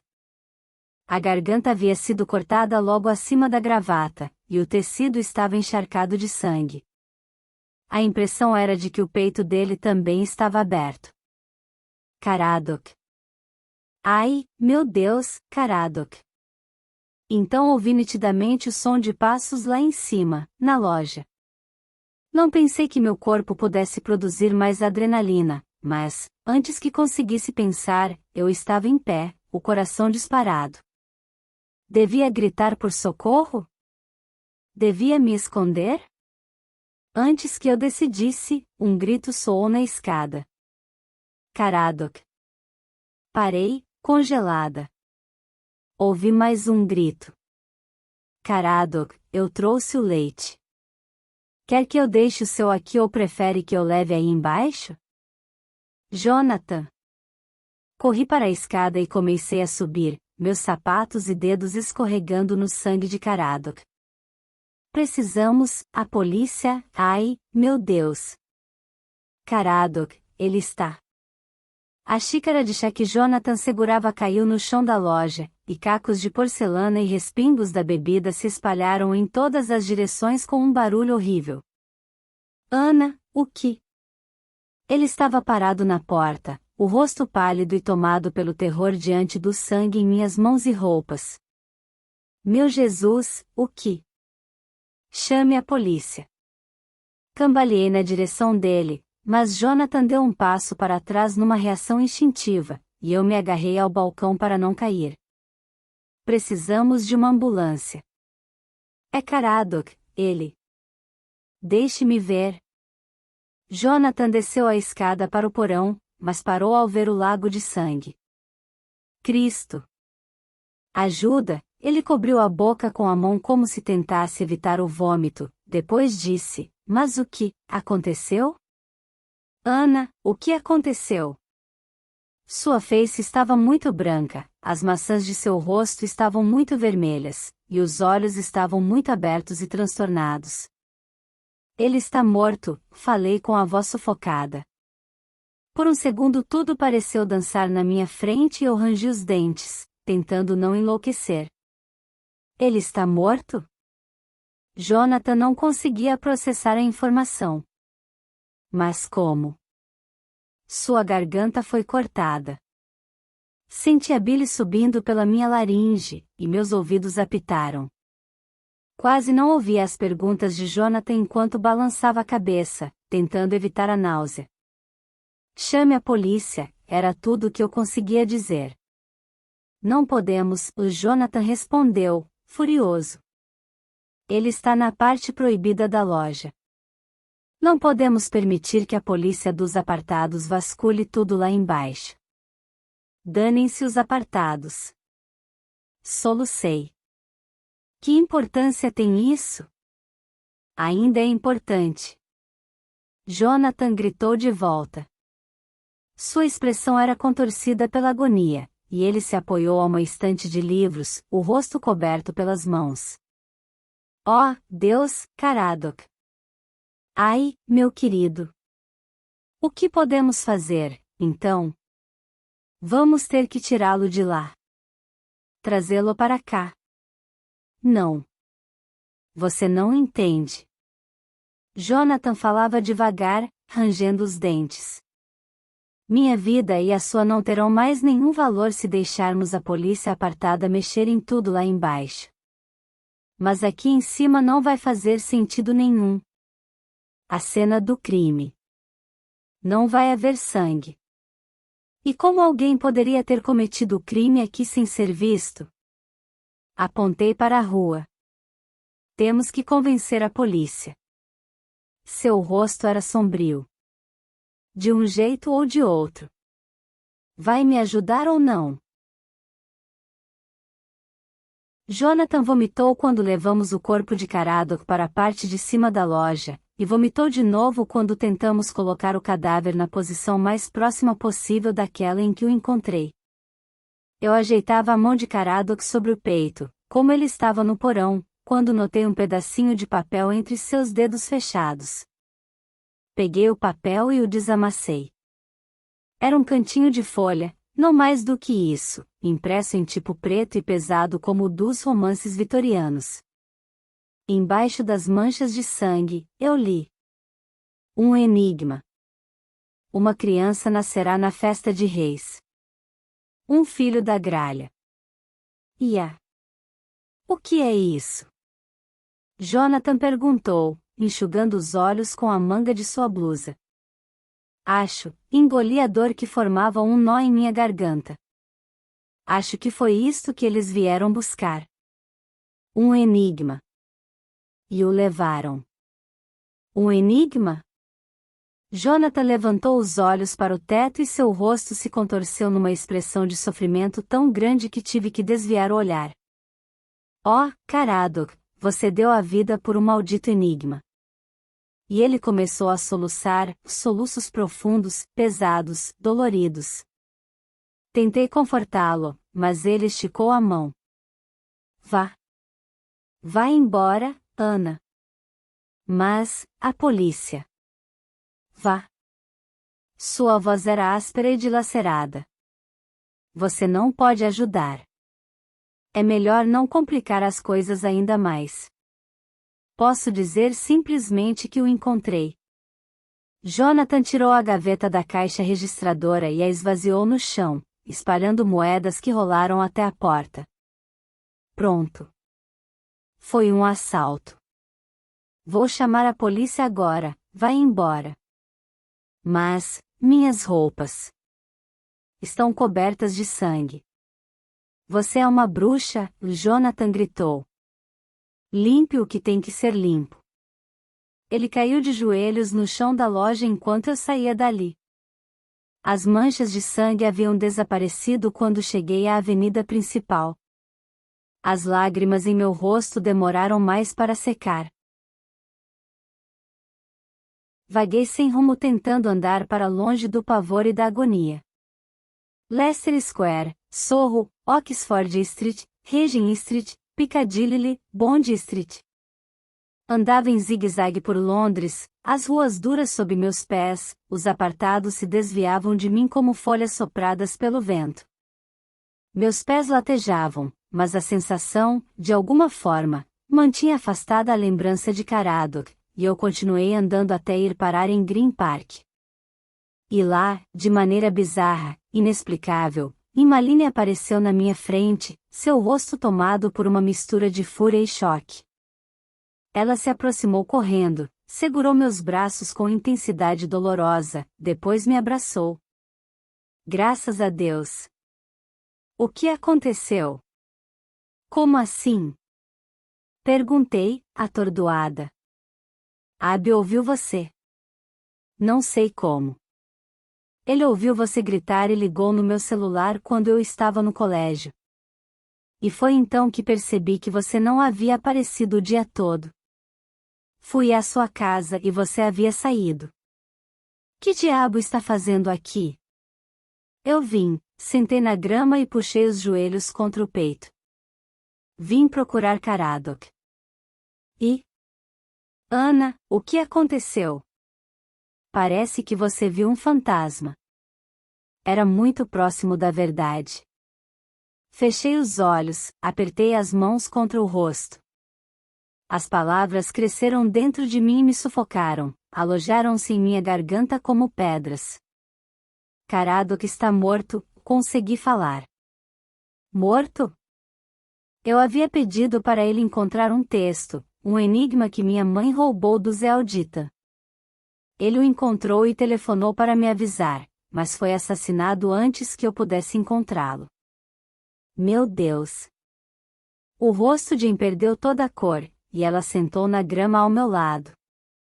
Isso é sério, não é? Eu não devia ter envolvido Caradoc. Gritei. A culpa é toda minha. Eu pedi para ele procurar o enigma. Devia saber. Como podia saber? Não é sua culpa. É o que as pessoas sempre dizem. Não é minha culpa, não é minha culpa. Nada disso é minha culpa. A morte de Bill, a morte de Bran, agora a morte de Caradoc. Não matei nenhum deles, mas todos morreram por minha causa, Eminência não é minha culpa. Mesmo? O que mais você quer? Eles morreram por um motivo muito maior que você. E o fato de ter sido envolvida nisso não a torna responsável. Você está nessa armadilha como todos nós. Podia ter sido você. Quem é o próximo? Quem vai ser o próximo? Em só balançou a cabeça, enquanto imagens horríveis passavam por minha cabeça. Imaline, Abby, Seth, meu pai. Fechei os olhos sem conseguir suportar aquilo, mas as imagens só ficaram ainda mais nítidas na escuridão. É Tadeusz Corax, e falei finalmente. Eu sei que é ele. Corax foi responsável pela morte de Bill. Ele deve saber o que minha mãe tentou esconder. Ele sabe, e não quer que eu descubra. Pode ser, admitiu Anne, mas havia relutância em sua expressão. Mas o que você vai fazer? Vou falar com ele. Você ficou maluca. Não, é o único jeito. Se eu continuar tateando no escuro, mais gente vai acabar sofrendo. Assim a pessoa que vai sofrer é você. Apenas concordei movendo a cabeça. Não, e Anne falou. E segurou meu braço. Não. Não seja burra, não é desse jeito. Esse é o único jeito. De repente eu me sentia calma. Vou procurar Tadeusz no escritório. Vou marcar um horário. Se tudo for feito abertamente, o que ele pode fazer? Você acabou de dizer que acredita que esse cara matou Caradoc Trelov. E está me perguntando o que ele pode fazer? Ele não vai me matar. Ele quer alguma coisa que eu tenho. Sou praticamente a única pessoa de quem ele não pode se livrar. Você é maluca. E empurrou os óculos para cima do nariz com impaciência, depois pegou o celular. Vou ligar para Abby. Pode ligar para quem você quiser. Eu vou telefonar para Marcos. Quem é Marcos? Meu primo. Filho de Tadeusz. Ouvi Maline apertar com movimentos frenéticos os botões do telefone, e, quando pus a mão no bolso para pegar meu celular, encontrei o lenço grosso e caro de Marcos. De repente me sentia completamente calma, absolutamente segura. Ele atendeu no primeiro toque. Alô? Alô, Marcos? É Ana.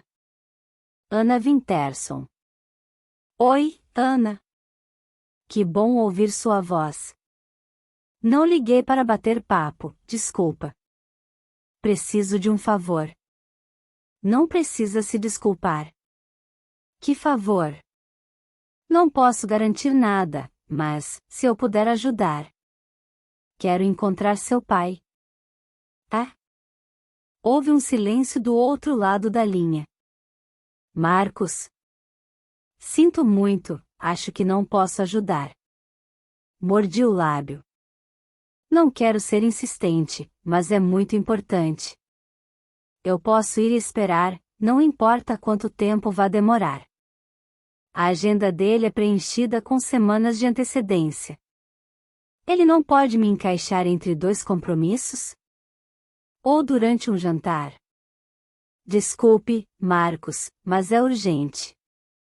Se for necessário, vou ficar sentada na porta do escritório até ele sair. Prefiro não fazer uma cena, mas farei, se for necessário. É tão importante assim? Perguntou Marcos. Sim. Houve outro período de silêncio, como se Marcos tentasse tomar uma decisão.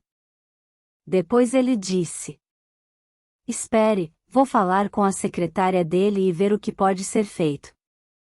Houve outro silêncio, uma pausa interrompida por uma porta fechando e vozes abafadas. Em seguida Marcos voltou à linha. Está com sorte, ele acabou de ter um compromisso cancelado. Na verdade, era uma reunião com sua avó, mas ela recebeu um chamado de emergência e teve que sair apressada. Um velho amigo sofreu um acidente, acho. Caradoc. Ai, Caradoc. Fechei os olhos e pensei em minha avó a caminho da terrível notícia que a esperava. Sim, e confirmei. Nem tentei disfarçar a tristeza que dominou minha voz. Esse é um dos motivos pelos quais preciso falar com seu pai. A reunião que ele teria com sua avó estava marcada para as 4. Consegue chegar lá nesse horário? Sim, estarei lá. Tchau, Marcos. Tchau, Ana. Ele desligou. Quando guardei meu celular, ouvi a voz apavorada de Imaline e imaginei o tom sarcástico de Abby do outro lado da linha. Sim, completamente maluca, estou falando. Sim, é claro que tentei, mas, se não der certo, o que posso fazer? Houve um longo silêncio, e depois de um instante Imaline assentiu. Tudo bem, vou tentar. Tudo bem. Tchau. Ela olhou para mim, depois balançou a cabeça. Abby está a caminho. Disse para você não se matar antes de ele chegar.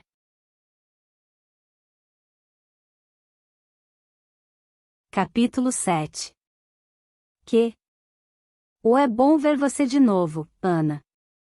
Marcos me beijou nos dois lados do rosto, depois olhou para Imaline e Abby atrás de mim, ambos parados ao lado do balcão da recepção com uma atitude que misturava raiva e tensão.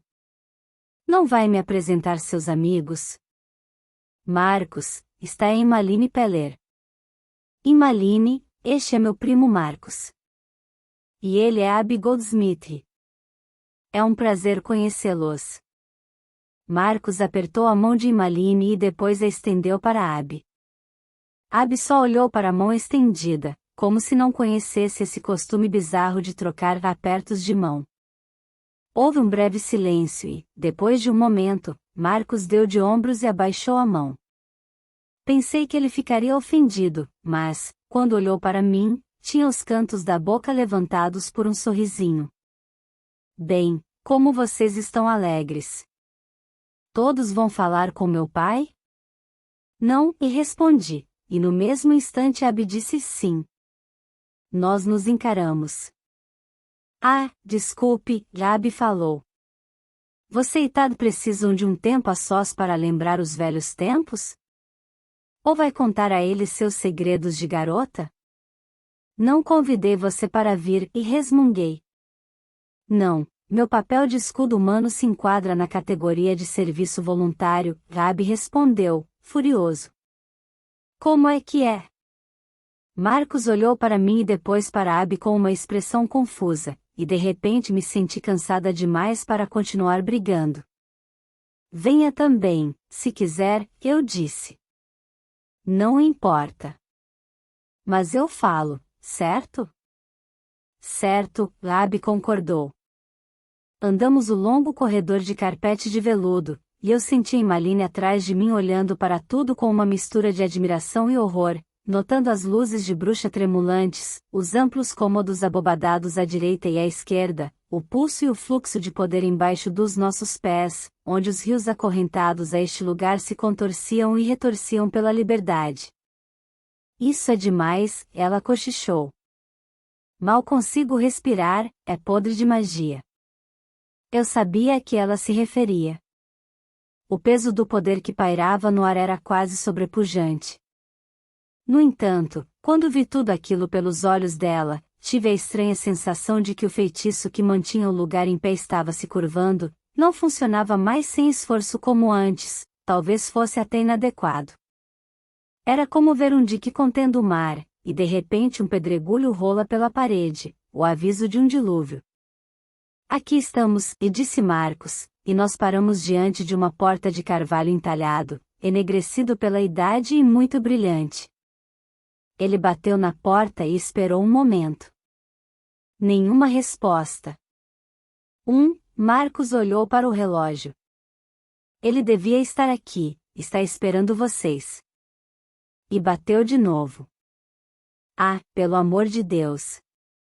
Abby segurou a maçaneta. Ele deve ter dormido. É inútil tentar abrir a porta, o Marcos avisou. Meu pai tem encantamentos que a tornam impenetrável mas ele se calou quando Abby girou a maçaneta e abriu a porta sem esforço. Aparentemente, Abby havia acertado, Tadeusz Corax não estava sentado atrás da mesa, mas deitado no sofá diante da lareira acesa. O encosto do sofá nos separava dele, mas vi sua cabeça apoiada no braço, os olhos fechados. Pai, e chamou Marcos, aproximando-se com passos rápidos. Pai, seu compromisso das 4. E parou. Por um momento não entendi por quê, depois, quando me aproximei dele e pude enxergar por cima do encosto do sofá, eu percebi. O cabo de osso entalhado de uma espada brotava da região entre as costelas de Corax. Ele estava morto, golpeado até a morte. Antes que eu tivesse tempo de falar alguma coisa, houve um rugido aterrorizante, o papel vermelho da parede se rasgou como lenço de papel molhado, e as paredes da sala desabaram. Vi Marcos com os braços estendidos para o pai, Abby pálido de pavor, e Emmaline congelada no meio de um grito. E depois a água invadiu tudo. Acima do estrondo e do barulho, ouvi Marcos gritar um feitiço e vi um enorme escudo surgir e isolar-se ao lado da sala. No entanto, antes que a proteção pudesse me alcançar, a corrente me arrastou. Em algum lugar no meio da água lamacenta e violenta, senti uma mão agarrar meu pulso com força. Não solte, a voz de Abby explodiu em minha cabeça, e eu não soltei. Ele me puxou na correnteza destruidora, abraçou-me, e seu escudo se abriu para cobrir nós dois. Eu sabia que devia tentar ajudá-lo, mas a força da água nos esmagava, arrancava o ar do meu corpo, e depois a água cobriu minha cabeça, e eu tive que me concentrar em continuar viva. Estava em uma praia, se é que podia usar essa palavra para descrever o chão lamacento ao lado do rio imundo. E estava coberta da cabeça aos pés de um lodo preto e fedorento. Havia pedrinhas frias em meu rosto, e via à minha volta latas vazias de refrigerante, sacolas plásticas molhadas, uma camisinha usada. Sentei cuspindo sujeira e areia e olhei em volta com desespero, tentando descobrir onde estava. Por um minuto fiquei totalmente desorientada, depois vi ao longe a conhecida torre em forma de pirâmide de Canary Wharf. Devia estar na margem leste do Tâmisa, mas como? E onde estavam os outros? Ouvi alguém tossir à minha direita e olhei na direção do ruído. Abby estava encolhido no lodo. Abby. Eu o abracei com força, e ele tossiu água do rio. Devagar, disse com voz rouca, mas seus dedos apertaram meu pulso. Senti uma onda quente de alívio por ele estar vivo. Você está bem? Não, estou deitado aqui morrendo, Abby resmungou, sentando-se com esforço. Você está só alucinando quando me vê tossindo e cuspindo água como um bebê de 2 meses. Para com isso, pedi, e ele pôs seus braços em torno do meu corpo, mesmo imunda e fedida como estava. Meus dedos agarraram seus cabelos sujos de lama, e em seguida olhamos para o rosto sujo e enlameado um do outro. Que diabo acabou de acontecer? Abby perguntou. Não sei. Tentei fazer meu cérebro encharcado e castigado funcionar direito. Depois, quando comecei a perceber todo o horror do que havia acontecido, fechei os olhos. Ele está morto. Tadeusz Corax está morto. E daí? Abby perguntou. Por que se incomoda com isso? Ele sabia, falei devagar. Era a única pessoa viva que sabia a verdade sobre mim. Todos que se aproximam são eliminados, mas eu pensei. Pensou que ele estava por trás da morte de Caradoc e Abby concluiu. Talvez estivesse. Mas, então, quem o matou? Será que foi um espião? Olhei para ele. O que está acontecendo? Ana, isso é inútil. Ele estendeu a mão suja de lama e me puxou, colocando-me de pé. Não vamos conseguir respostas aqui. E temos que encontrar Eminência. Immaline. Meu Deus. Tentei pensar, lembrar se o escudo de Marcos havia protegido, e não consegui. Meu único conforto era saber que ela era uma bruxa poderosa. Se a magia pudesse salvá-la, Immaline ficaria bem. Vamos tentar ligar para ela, disse Abby. Contudo, nossos celulares estavam desligados, encharcados de água. Mesmo quando tentamos salvá-los com magia, nada aconteceu.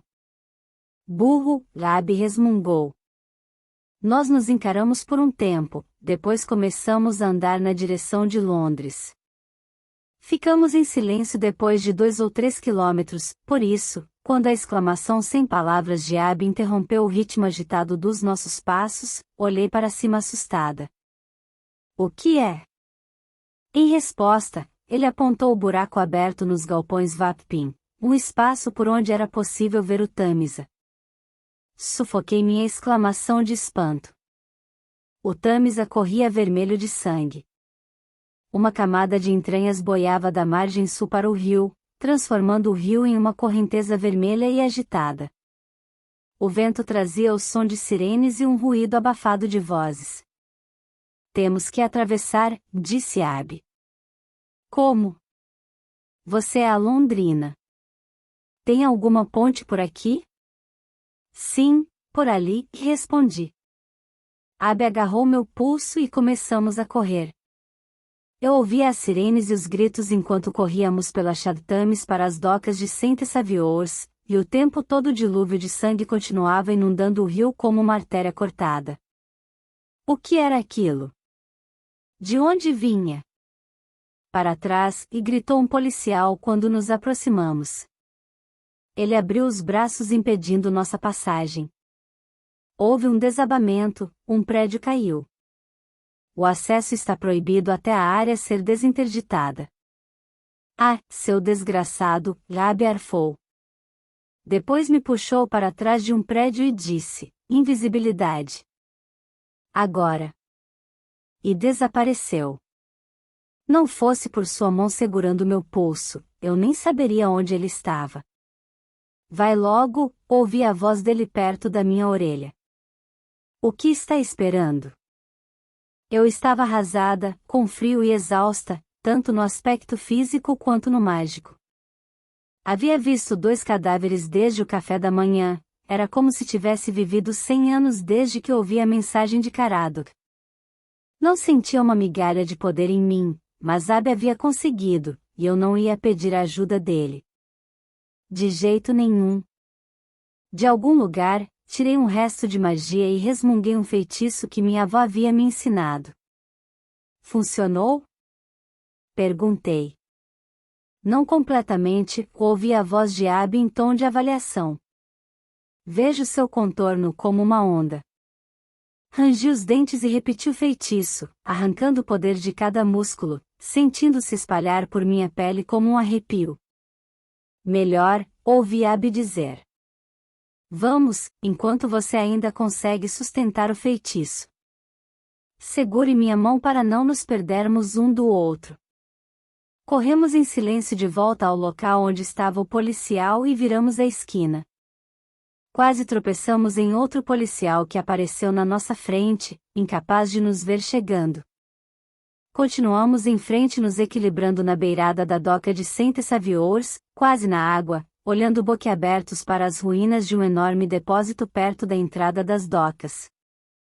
As fundações pareciam ter desmoronado embaixo do prédio, tijolos e pedaços de concreto se amontoavam na água, e debaixo deles vinham os jorros de sangue misturados a alguma coisa preta e viscosa como piche. Correntezas borbulhavam sob a superfície, como se uma criatura gigantesca e sinuosa se retorcesse nas profundezas. Havia aves mortas na água vermelha, 3 deles, corvos. Pássaros de verdade ou bruxas presas em seus estados transmutados e incapazes de sair dele?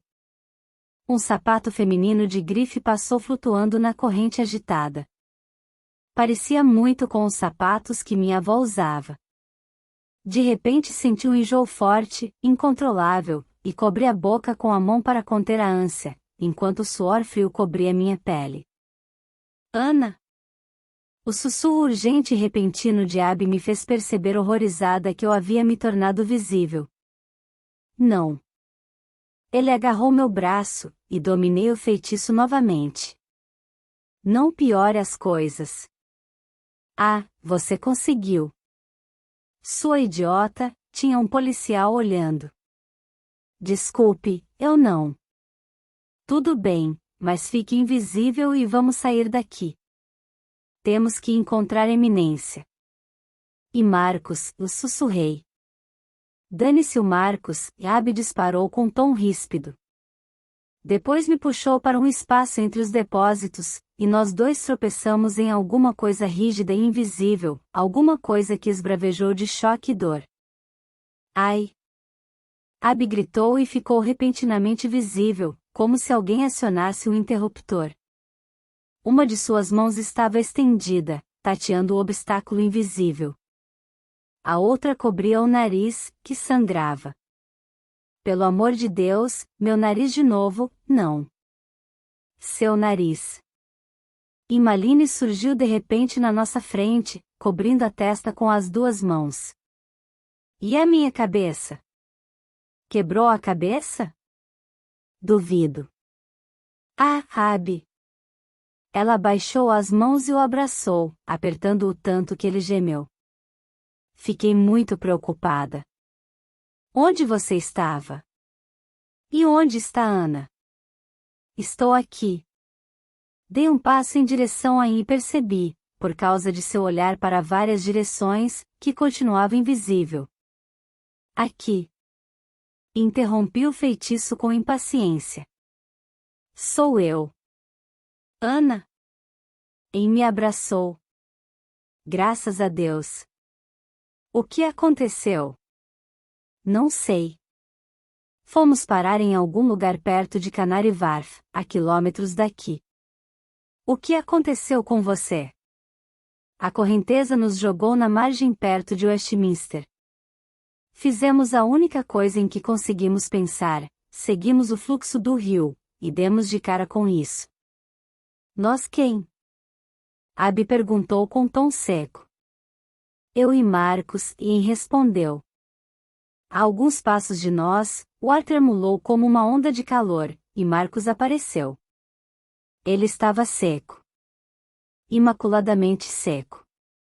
Em e eu percebemos. Olhei para baixo, para as minhas roupas encharcadas que começavam a secar, nelas se formavam pregas duras e recheadas de lodo. Marcos nos protegeu com um escudo, e Imaline contou tímida, interpretando meu olhar. Por isso não ficamos molhados. Não tem importância, disse Marcos. Podemos dar um jeito nisso. Ele apontou um dedo para os meus pés e murmurou alguma coisa, traçando uma linha dos meus pés até a cabeça, passando pelo centro do corpo. Quando olhei para baixo, minhas roupas estavam secas e limpas. Não era ilusão, elas estavam realmente limpas. Uau! Exclamei. Por que não pensamos nisso, Abby? Parece que algumas pessoas se preocupam mais em encontrar os amigos, em vez de secar suas roupas, e ele respondeu, azedo. Peço desculpas se tinha outra coisa em mente. Acha que eu não tinha? Marcos replicou, furioso. Esqueceu que vimos o corpo do meu pai pouco antes de o escritório dele explodir e desabar? Se estava preocupado, tem um jeito bem esquisito de demonstrar, Gabi devolveu. Meu pai está morto. Foi assassinado. E você acha que pode tirar conclusões sobre o que estou sentindo? Houve uma faísca repentina de fúria no ar entre os dois, uma sensação de tensão silenciosa, como se uma grande luta invisível acontecesse ali. Abby cerrou os punhos, e viu uma veia saliente na testa de Marcos. O ar parecia vibrar com a intensidade da fúria, e depois, também de repente, os dois se viraram. Olhei de um para o outro tentando entender o que havia acabado de acontecer ali. O rosto de Abby estava contorcido pelo aborrecimento, mas havia no canto da boca um sorriso cruel. Marcos dava a impressão de que nada havia acontecido, mas respirava depressa, vi seu peito arfando embaixo da camisa branca. Se já terminaram de trocar farpas, e Emmaline falou, irritada, talvez seja a hora de tentarmos entender o que aconteceu. O que aconteceu? De repente, todo o horror dos episódios recentes se apoderou de mim. 2 homens mortos, assassinados como porcos. E a única coisa que os ligava era uma informação sobre o meu passado, minha verdadeira identidade, e o fato de eu ter ido, ou tentado, procurá-los para descobrir a verdade. Então, outra coisa me ocorreu. Elizabeth. E se ela estava lá? Não acredito que estivesse, disse Marcos. De qualquer maneira, ela já deve ter voltado. Eles certamente a chamaram de volta. Que entrada ela pode ter usado? Perguntei. Ela ia a Charing Cross. Não tenho certeza. Marcos massageou a têmpora. Pode ser a Fleet ou a Efra. Ela usa mais a entrada Efra. Acho que essa seria a sua primeira tentativa. Eu vou com você. Preciso voltar lá, descobrir o que aconteceu. Obrigada, e falei. Olhei para ele, para seu rosto pálido e abatido, as sombras escuras sob seus olhos. Queria abraçá-lo, prometer que tudo ia ficar bem, mas não o conhecia bem o bastante. E, de qualquer maneira, essa era uma promessa que eu não tinha o direito de fazer. O pai de Marcos havia morrido. Nada ficaria bem de novo para ele. Em vez disso, olhei para Abby e Emmaline. Vocês não precisam ir. Não sei o que vamos encontrar. Não quero. Abby balançou a cabeça, sua mandíbula estava tensa. Se você vai voltar, eu também vou. Olhei para Emmaline, e ela levantou uma sobrancelha.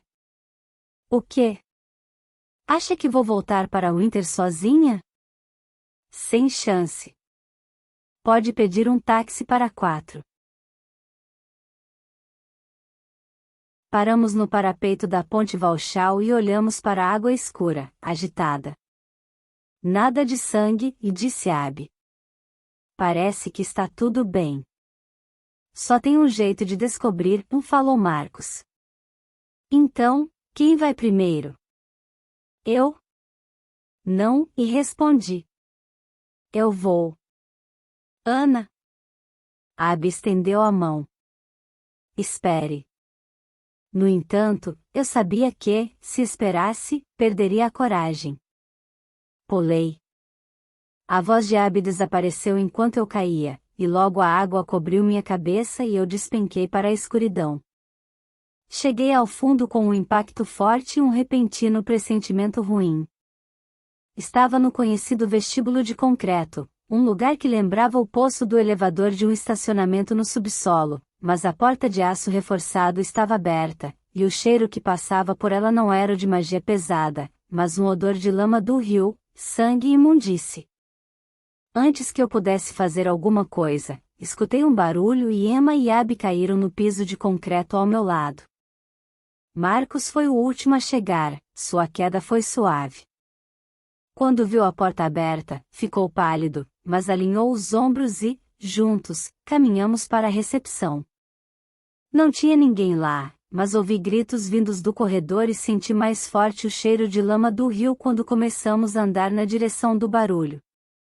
As luzes de bruxa nas arandelas eram tão fracas que projetavam somente uma luminosidade cinzenta e tremulante, e as paredes de damasco vermelho estavam manchadas de lama. Um barulho soou sobre nós e olhei para cima.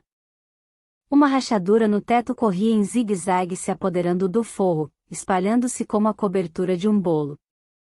Água preta começava a pingar da fenda, e nós passamos encolhidos sentindo os respingos.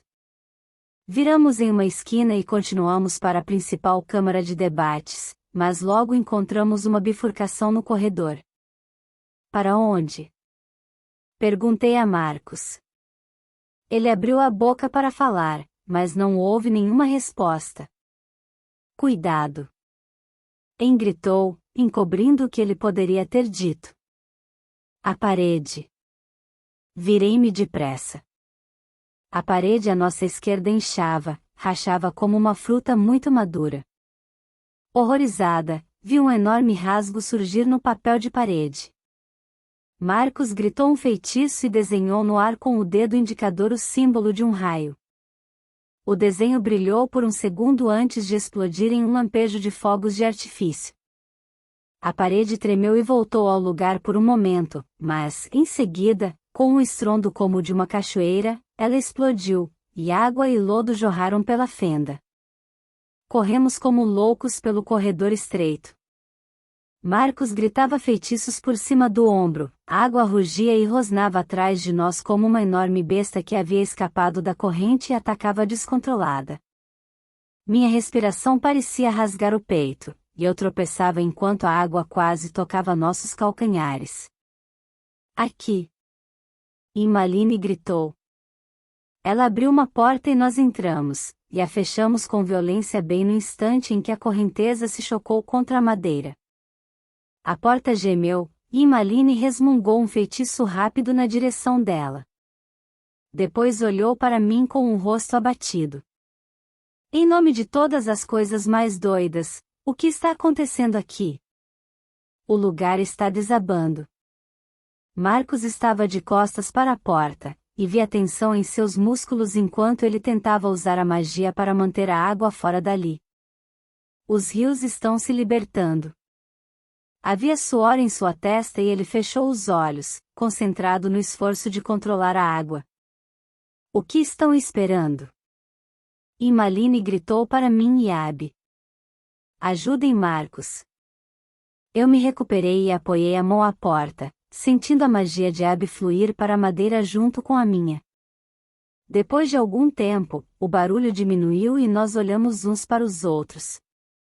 A onda havia recuado, deixando no corredor uma camada de lodo que chegava na altura dos nossos tornozelos. Havia coisas estranhas se retorcendo na lama.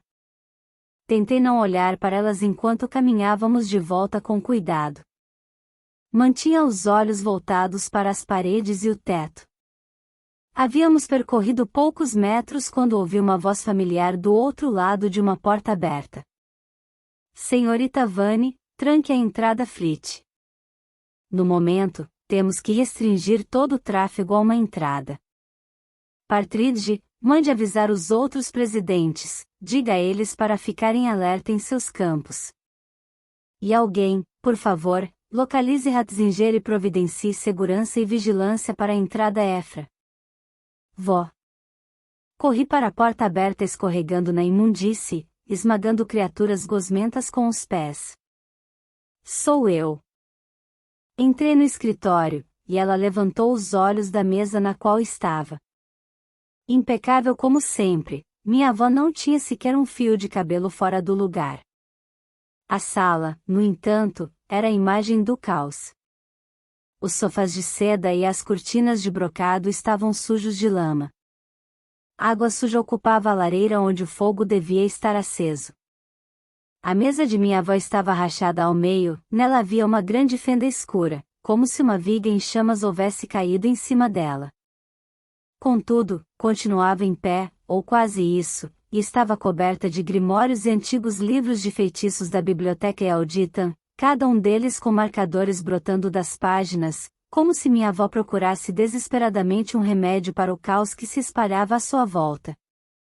Por um momento seu rosto empalideceu, depois ela saiu de trás da mesa e estendeu os braços. Ana, querida. Dei alguns passos cambaleantes pela sala cheia de destroços e a abracei. Graças a Deus.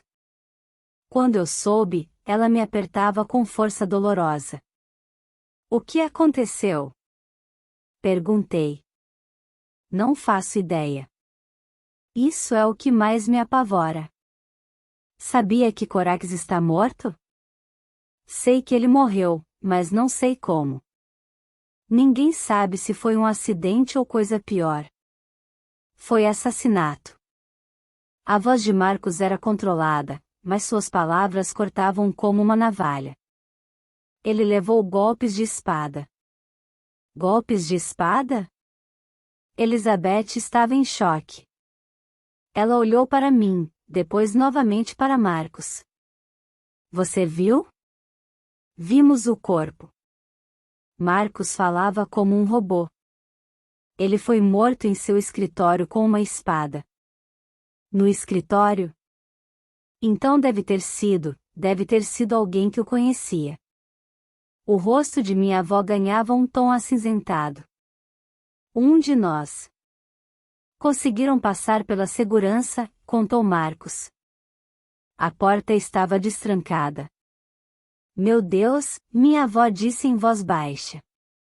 Cambaleando, ela se aproximou de uma cadeira e sentou, sem se importar com o veludo do estofamento encharcado de lama.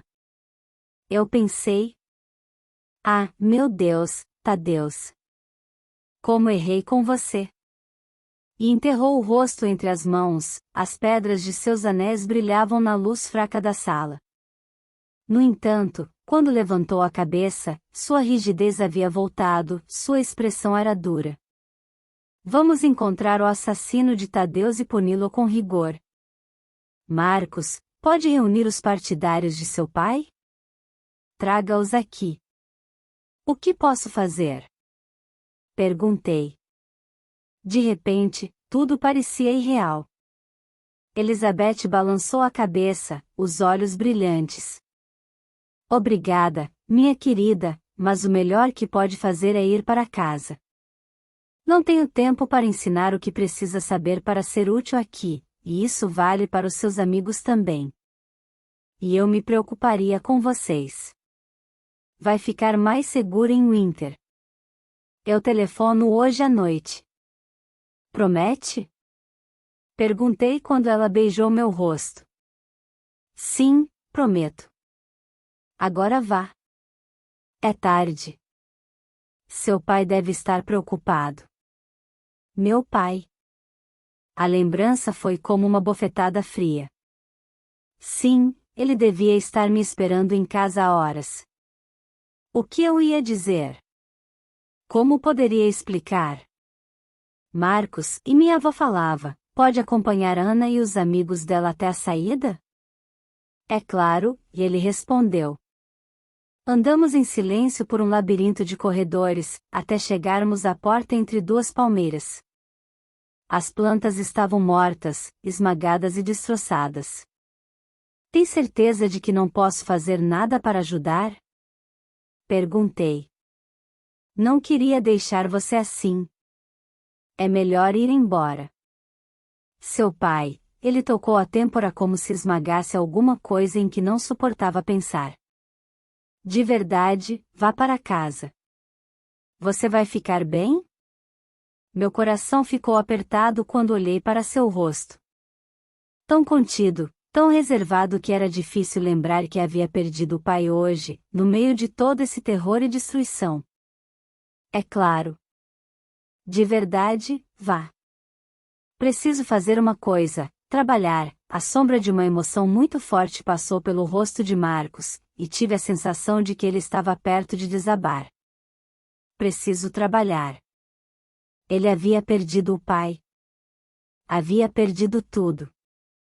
Passamos pela porta e, quando a fechei atrás de mim, senti-me como uma traidora por deixá-lo do outro lado, por abandoná-lo com sua dor e com as águas sujas de sangue.